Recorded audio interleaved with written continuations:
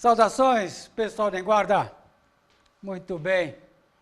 E não é de agora que nós ouvimos falar que tem que treinar o corpo, tem que treinar a mente. Muitos filmes, muitos livros, muitas frases que soltas por aí. E a mente é uma máquina espetacular, fantástica. E dizem que ainda a gente não usa uma boa parte dela. E o que será treinar a mente de verdade? Eu recebo aqui o Maurício Teles, que vai nos contar alguma coisa. Eu, particularmente, não sei absolutamente nada desse método que ele vai nos apresentar. Mas é isso, Maurício Teles. A mente pode ser treinada por um método que você vai nos apresentar hoje. Exatamente, Márcio. Tudo na nossa vida é treino. Treino. A partir do momento que você treina habilidades físicas, você treina as habilidades mentais da mesma maneira. Então, conforme você pratica exercícios que estimulam o seu cérebro a pensar de um jeito diferente, a trabalhar áreas do cérebro que você não está acostumado, ele melhora o desempenho dele e realiza atividades de uma maneira mais rápida. Eu forcei bastante a palavra treino exatamente por isso. Você está falando do cérebro como uma parte, sim, uma parte do corpo que não é ali estabilizada ou intocável, alguma coisa articulada. De maneira alguma ele é intocável. Então. Assim, existe até o conceito da neurociência, de neuroplasticidade, que o cérebro ele se adapta, ele cria novas conexões neurais conforme você aprende coisas novas. Quanto mais você aprende coisas novas, mais conexões neurais ele cria e melhor ele utiliza. Então, quanto mais você aprende, mais rápido ele aprende e ele vai usando essa estrutura de aprendizado para melhorar o desempenho dele. Eu tomo sempre por base uma atividade que a gente aprende de uma maneira repetitiva. Os adultos que dirigem, por exemplo. No começo, quando você está começando a dirigir, você tem uma certa dificuldade de encaixar a marcha, de ligar a seta, o pedal. Conforme você vai praticando, o que acontece? O seu cérebro se acostuma com aquela atividade. E você faz ela num processo mais automático. Então, quando a gente treina os exercícios, quando a gente pratica os exercícios, a gente melhora o desempenho do cérebro também. Isso tem muito a ver com o discurso, assim, com a filosofia de treino da arte marcial, viu? Porque a repetição dos movimentos, os lutadores de alta performance, inclusive, que a gente vê por aí, eles fazem repetições de golpes e treinos e ficam aquilo lá martelando para que o corpo faça uma ação, digamos, assim, no piloto automático. Seria mais ou menos essa linguagem que você está nos contando. Um pouco mais até. Um pouco mais, inclusive? Porque o que acontece? O esportista, o lutador, ele procura uma excelência de um determinado tipo de movimento. Então ele repete aquilo e quando ele acerta, ele dispara o sistema de recompensa do cérebro dele. Ele fala, acertei. Então ele busca repetir aquele processo igualzinho para ele executar aquilo de novo. É perfeito isso. Para o cérebro a gente também faz a mesma coisa. Quando você faz uma prova bem feita, seja de matemática, seja um trabalho de educação artística, que você tem um bom resultado, você quer fazer aquilo de novo. Só que o cérebro, você tem até que trazer coisas novas para ele. Porque quando ele atinge a excelência de um determinado processo, você pode melhorar outros processos do cérebro. A mesma coisa, você tomou por base os esportistas, né? É um processo semelhante. O Usain Bolt, por exemplo, ele corre 100 metros, só que sempre ele está buscando melhorar o processo dele.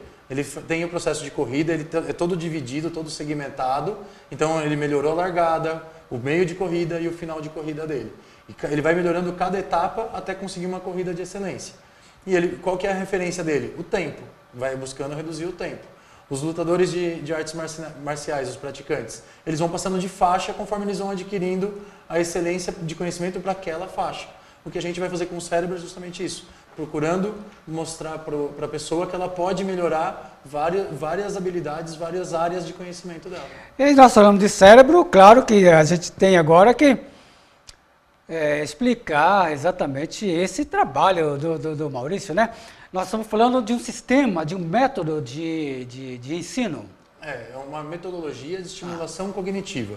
Então, a gente realiza com os nossos alunos, né, que essa metodologia é aplicada no formato de curso. Então, a gente aplica nos nossos alunos exercícios que o aluno vai ter que usar o cérebro dele com atividades diferentes das que ele está acostumado para melhorar o desempenho. Então, conforme eu costumo dizer que a gente coloca o aluno para pensar, mas coloca ele para pensar de uma maneira positiva, a desenvolver o cérebro dele. Então, conforme ele vai executando essas atividades, ele aciona a memória de trabalho, que é uma área do cérebro super importante para realizar tarefas do dia a dia. Ele estimula o processo de tomada de decisão, que envolve todo o raciocínio lógico e tomadas de decisões do dia a dia. Concentração e foco. Hoje as pessoas perdem muito foco e atenção, né? A gente tem muitos que a gente chama de elementos distratores. O celular bipando, o telefone tocando, e dificilmente a pessoa consegue executar uma tarefa do começo ao fim sem interrupção. Então, a gente, com a prática dos exercícios que a gente aplica, o aluno vai aprimorando essas habilidades. Maurício, né? Quando você fala aluno, que perfil é esse? Olha, a gente trabalha com várias faixas etárias, né? A gente trabalha com crianças a partir dos 6 anos de idade até as pessoas da terceira idade, né? Ou passando por adolescentes, passando por adultos. Então, todas as pessoas que querem melhorar o desempenho do cérebro, né? Melhorar a capacidade de aprendizado, melhorar a satisfação pessoal, gostam de realizar desafios, todas essas pessoas têm perfil para fazer o nosso curso. Quando você fala em desafio, eu posso assim, pensar, eu não sou inteligente, eu não tenho habilidade, como que eu vou me matricular, como que eu vou me arriscar no método desse? Você fala desafio, mas assim, é como você falou na arte marcial, existem uns princípios básicos para a pessoa começar a entrar nesse universo e desenvolvendo. Sim. Na verdade, né, até o conceito de inteligência ou não inteligência hoje tem várias linhas de discussão sobre isso, né, porque o ser humano, ele tem numa pesquisa de um especialista em psicologia de Harvard, ele dividiu as inteligências em 9 grupos, né, e ele diz que a maioria das pessoas desenvolvem bem 2 dessas inteligências. Então, por exemplo, um lutador, ele tem uma inteligência corporal muito grande, porque ele tem muita noção de movimento, musculatura, qual região do corpo ele aciona para executar determinado tipo de movimento. Verdade.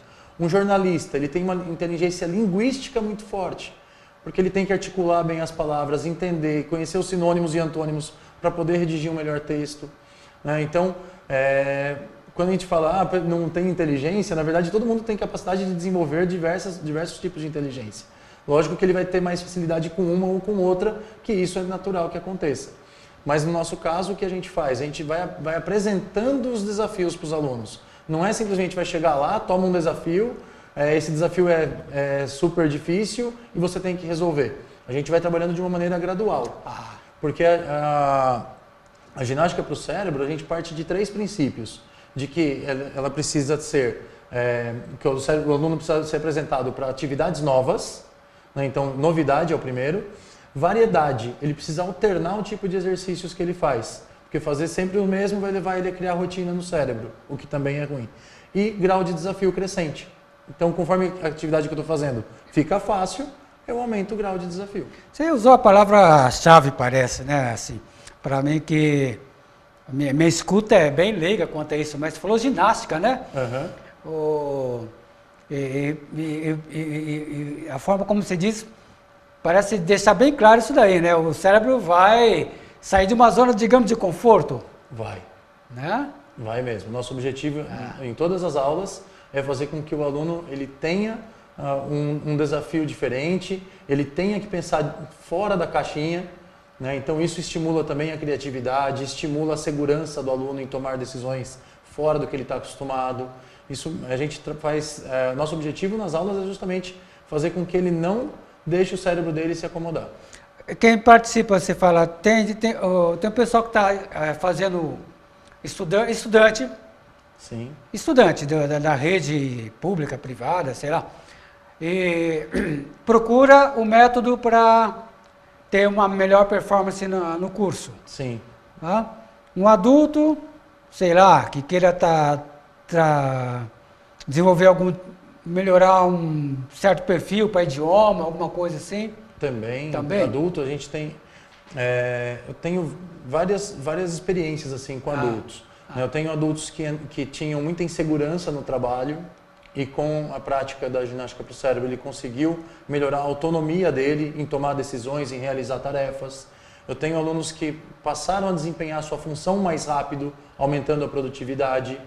Eu tenho alunos que aprenderam a pensar diferente, né? Melhoraram a capacidade de encontrar soluções mais criativas dentro do seu ambiente profissional. Então, dentro os adultos, a gente acabam encontrando a gente por diversos motivos, né? Tendo benefícios em várias áreas.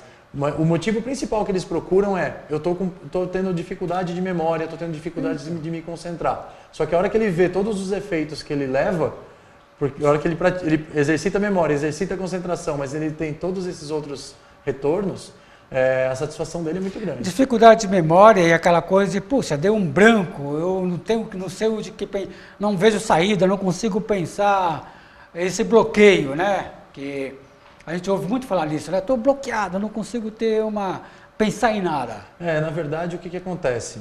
Tem duas coisas que contribuem para isso. A primeira é que, a partir dos 25, 27 anos, o cérebro de todo mundo começa a ter uma perda, vamos dizer assim, de neurônios ativos.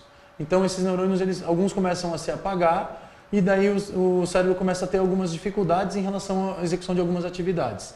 E a outra é que assim, a pessoa ela se forma para desempenhar uma determinada função.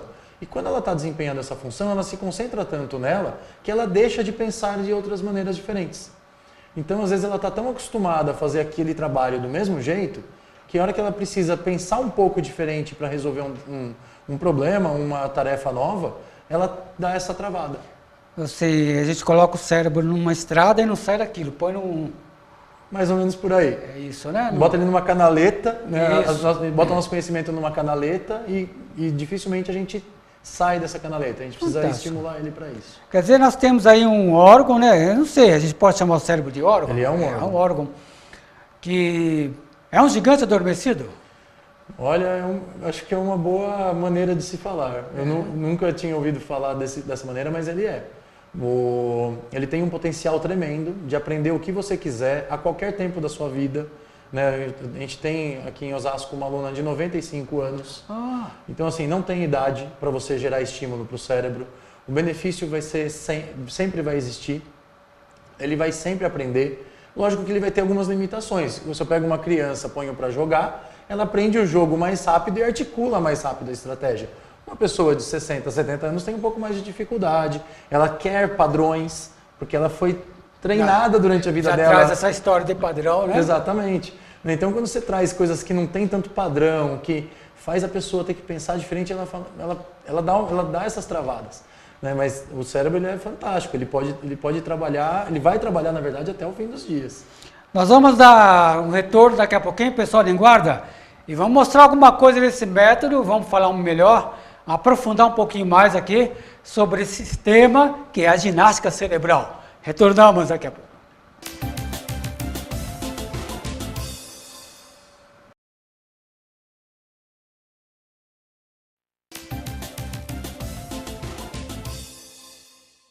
Muito bem, pessoal de guarda. Mas Maurício Teles, que sistema é esse? De onde veio? Você, quando fala dessa possibilidade aí grandiosa do cérebro, de onde vem esse estudo, né? Legal. É uma metodologia que foi desenvolvida aqui no Brasil, né? O Antônio Carlos, que é o presidente do Supera, ele teve uma dificuldade... Supera? Começou com o nome de método Supera, hoje é trabalhada a marca como Supera Ginástica para o Cérebro. Né? Então, o Antônio Carlos ele teve uma dificuldade com o filho dele. O filho dele na escola não conseguia se concentrar, não conseguia desenvolver muito bem algumas atividades. E ele, procurando maneiras de ajudar o filho, encontrou o Soroban, que aqui no Brasil a gente chama de ábaco. É um instrumento de cálculo, que daqui a pouco até eu posso mostrar para você como ele funciona, que ele é Ele é simples no começo, mas com o tempo você vai aumentando o grau de desafio. E ele percebeu que a prática do Soroban, a prática contínua desses exercícios, melhorou o desempenho do filho dele. Então ele achou isso muito legal. Geralmente o Soroban ele não é tão conhecido pela cultura brasileira, mas dentro da cultura japonesa ele é bastante difundido. E daí o Antônio Carlos ele agrupou uma equipe de pesquisadores, de psicólogos, pedagogos, para montarem uma estrutura que ajudasse as pessoas a se desenvolverem. Então ele compôs com 6 ferramentas, ele compôs o que é uma metodologia que nós aplicamos hoje. Então o Soroban faz parte dessa metodologia, dinâmicas de grupo para melhorar o relacionamento interpessoal, jogos para melhorar o pensamento estratégico, planejamento, o relacionamento com os sentimentos de vitória, de derrota, ações inesperadas, Abrindo Horizontes, que é uma coletânea de atividades, desafios que fazem com que o aluno tenha que pensar de uma maneira diferente, Neuróbicas, que são atividades do dia a dia executadas de uma maneira diferente, e o Super Online, que é uma plataforma de jogos de computador desenvolvida por uma empresa francesa que foi incorporada ao método mais recentemente. Isso tudo que você fala nasceu aqui no Brasil? No Brasil. Com todo esse conteúdo aí? Em São José dos Campos. O Antônio Carlos ele é um engenheiro do ITA, formado pelo ITA, então ele teve aí a grande iluminação. Vamos dizer, verdade, você falou uma palavra correta, é uma iluminação, né? Porque é um engenheiro, quer dizer, engenheiro tem um pensamento muito lógico, muito racional. Sim. E ele acabou também ampliando para o lado do afeto, né? Sim. Das relações, do humano, né? E assim, é engraçado como isso reflete muito em pessoas. Eu já tive relatos, por exemplo, de uma aluna que ela tem um cargo gerencial, né, dentro da empresa onde ela trabalha, e ela disse que com o passar do tempo no curso, ela aprendeu a ser mais paciente com as pessoas da equipe dela. Então, assim, é um feedback que a gente tem que não é, às vezes, o nosso foco, trabalhar a paciência da pessoa. Não, mas levou ela a treinar isso também. Mas, Maurício, hoje nós estamos... Falta paciência para um monte de coisa, parece, né? A pessoa não tem paciência. Acho que se a pessoa está com um Wi-Fi de velocidade 10, ele quer de 30, quer de 50, porque ele quer apertar o botão, já quer ter um retorno imediato, né? A tecnologia é uma das ferramentas que, assim, eu acho mais fantásticas, mas ela está dominando. Está dominando. Está se sobrepondo ao cérebro do ser humano. Não pensa mais, não tem mais... É tudo muito fácil. Na tecnologia hoje está tudo muito fácil, está tudo muito à mão. Então, até outro dia meu irmão ele me mandou uma mensagem, eu não respondi de imediato, daqui a pouco ele me liga, fala, pô, você não responde minha mensagem? Eu falei, mas que mensagem? Eu nem vi. Então, assim, eu nem tinha visto a mensagem, ele já estava me cobrando por uma resposta que eu nem sabia o que era. Então, isso daí acaba acontecendo, as pessoas elas acabam tendo essa impaciência, às vezes por ansiedade, pode ser que tenha outros fatores envolvidos, né? Às vezes pode ser até um sentimento de urgência mesmo, pô, preciso decidir isso muito rápido, e aí? Né? E a tecnologia proporcionou isso pra gente. Ela trouxe essa maneira nova de pensar. O que a gente tem que fazer é entender um pouco melhor como que a gente se relaciona com a tecnologia. O supera como ginástica cerebral, pelo que eu estou... Ele não somente faz com que a gente se localize nesse espaço, né? Uhum. Mas amplia o visão, né? O paralelo, o periférico, né? A maneira como as pessoas podem resolver problemas. Esse daí é uma coisa que eu falo muito para os alunos. Tem exercícios que o aluno lê e ele fala, mas está incompleto, está faltando informação. Eu falei, e por que precisa dessa informação? Eu costumo geralmente provocar os alunos, a gente faz isso, a gente faz muito isso. Assim, por que você acha que está faltando informação? Porque com isso daqui eu não consigo decidir. Falei, e se eu não te falar o que tem que fazer, você consegue fazer qualquer coisa com o que está aí? Consigo, então faz o qualquer coisa. Porque a falta de informação, muitas vezes, ela acaba te abrindo espaço para você fazer o que você quiser. O cérebro é muito binário. Você prefere azul ou vermelho? Eu prefiro verde. Mas eu não podia escolher só entre azul e vermelho? Não, existem outras cores, por que não? Então acaba despertando nas pessoas essa possibilidade de que, poxa, eu posso pensar diferente, eu não tenho só alternativa A e B. Eu posso usar a falta de informação, às vezes, para gerar soluções novas. Você está falando tem tudo a ver para tudo que a gente faz na vida, não é verdade? Sim, exatamente. Porque quando você fala, eu não tenho saída, mas tem saída para as coisas, né? Exato. A questão é se você está de frente para a parede e pronto, eu paro ali. Então, né, não dá para virar para nenhum dos lados? Pois é. Não dá para voltar? Para voltar? Por que não? Uma das coisas da arte da guerra é exatamente isso, né? Se você fez o ataque e percebeu que recua, vai fazer nova estratégia. Sim, exatamente. Você falou de um equipamento aí, de algo que você trouxe, eu estou curioso para ver. Eu trouxe aqui o Soroban, né? Ele é um instrumento de cálculo. Esse daqui tem origem japonesa, né? Ele existe há mais de 2.500 anos. E ele, assim, nele a gente realiza contas através de uma execução de processo. Eu não faço conta de cabeça como eu aprendo na matemática, né? E eu falo muito isso porque eu sou formado em matemática, né? Então, o que acontece? Nele a gente executa o processo de um jeito diferente. A gente escolhe uma dessas colunas que tem a conta vermelha para representar a unidade. Então, vou pegar essa daqui para a gente só fazer uma brincadeirinha rápida. Então, aqui eu vou ter, essa coluna representa a unidade, essa coluna representa a dezena. Dá para pegar aqui, Sidney? Aqui está melhor? Melhor. Legal. Então, essa coluna vai representar a unidade, essa daqui vai representar a dezena. Como que é o processo de cálculo aqui no Soroban? Quando eu quero somar uma quantidade, eu aproximo essa quantidade dessa régua, que é onde eu leio o meu resultado. Então, quando não tem nada aqui perto, meu resultado é 0. Se eu quero somar 2, qual que é o processo que eu realizo? Eu aproximo duas contas dessa régua.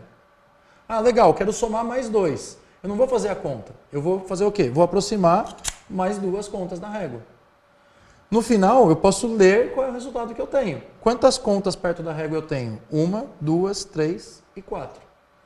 E se eu quiser subtrair, eu afasto. Então, tenho 4, quero subtrair 3. Eu vou afastar 3 contas. As contas de baixo valem 1. Essa de cima sozinha vale 5. Então, quando eu aproximo a de cima, eu vou ter 5, mais 1 embaixo, 6. Fala, pô, Maurício, mas isso é muito simples, parece muito fácil. E é mesmo. Só que o legal é que quando a gente está fazendo isso, no cérebro, a gente está executando o processo. O processo é mais rápido de executar do que cálculo. Então, eu não me preocupo com, poxa, mas e os números que ele está falando? E como é que eu vou fazer essa conta? Preciso guardar resultado intermediário. No Abaco, a gente não precisa ter essa preocupação. Porque vamos fazer uma conta um pouco mais complexa. Na dezena, a gente vai ter cada conta aqui de baixo valendo 10. 10, 20, 30, 40. E a de cima valendo 50. Então, uma conta rápida, ó. 25 mais 12 mais 51. Dá quanto? Vamos olhar no Abaco? 50, 60, 70, 80. 5, 6, 7, 8. Então, a soma que eu falei corresponde ao resultado 88. Olha, a gente que não tem, que olha pela primeira vez, realmente o cérebro fica... Né? Quer ver? Agora vamos subtrair. Eu quero subtrair 52. Vamos fazer devagar então agora. Subtrair eu afasto. A de cima vale 50. Então eu tiro a de 50 e tiro o 2. Então 88 menos 52 ficou 3 dezenas, 30, 5 com 1, 6. 36. Vou subtrair 15. Tiro 10 e tiro 5. Então 36 menos 15, 21. Esse foi o equipamento que o fundador que você disse, ele usou para o filho? Exatamente. O nome dele? O Antônio Carlos. Antônio Carlos. Foi através da prática do Soroban que o filho dele melhorou o desempenho escolar. Por quê? Quando a gente está realizando esses processos, a gente ativa no nosso cérebro a memória, porque eu tenho que receber informação Trabalha e muita usar. Coisa isso, Maurício. Trabalha muita cor. Sim. O formato, a cor, o som. Sim, coordenação motora. Sabe? A gente tem até alunos, principalmente de mais idade, que tem não chega a ser um mal de Parkinson, mas tem uma certa instabilidade na mão. Conforme ele vai fazendo o processo no ábaco dele, ele tem que gerar uma firmeza, ele tem que trabalhar esse centro de coordenação motora no cérebro dele. Isso gera mais estabilidade na movimentação dele. Não tem como não envolver. Não é uma coisa só de cérebro, envolve, parece que o corpo entra nisso daí, né? Sim, ele tem que coordenar várias regiões do cérebro. Isso aqui é apenas uma parte das ferramentas que vocês têm. É uma das ferramentas que nós usamos.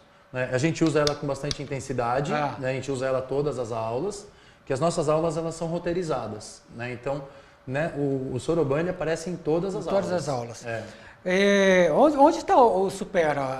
Onde localiza o Encontro Supera? Aqui em Osasco, a gente está aqui na Vila Campesina. Campesina. O endereço é Rua Anselmo Pedro Medeiros, número 57. Né? Nossos telefones são 4575-5001 e 4575-5006. É só ligar lá e falar, eu quero conhecer o método. Fantástico, porque conversando assim, a gente já vê que é um portal que se abre, viu? Porque a gente bateu o olho nisso e já nota o desafio, um desafio agradável, viu? Agradável, porque a novidade realmente é atrativa, né? Eu tenho uma aluna que ela chegou outro dia e falou assim, eu faço questão de vir, porque quando eu venho para cá, eu não penso nas dores de cabeça do meu dia a dia.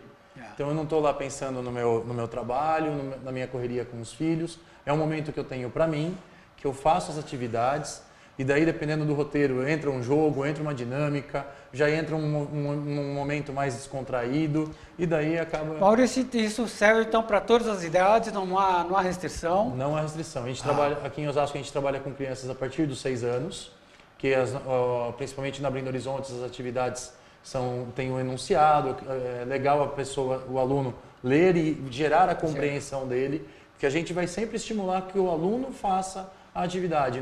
A gente dá algumas orientações, mas a gente vai estimulando ele sempre a pensar. Esse que é o nosso objetivo. Maurício, agradeço bastante essa grande novidade. Para mim foi uma grande novidade você trazer para a gente o Supera. O nome já diz muita coisa, né? Agradeço bastante, viu, Maurício? Obrigado. Legal, pessoal de guarda, saúde e paz.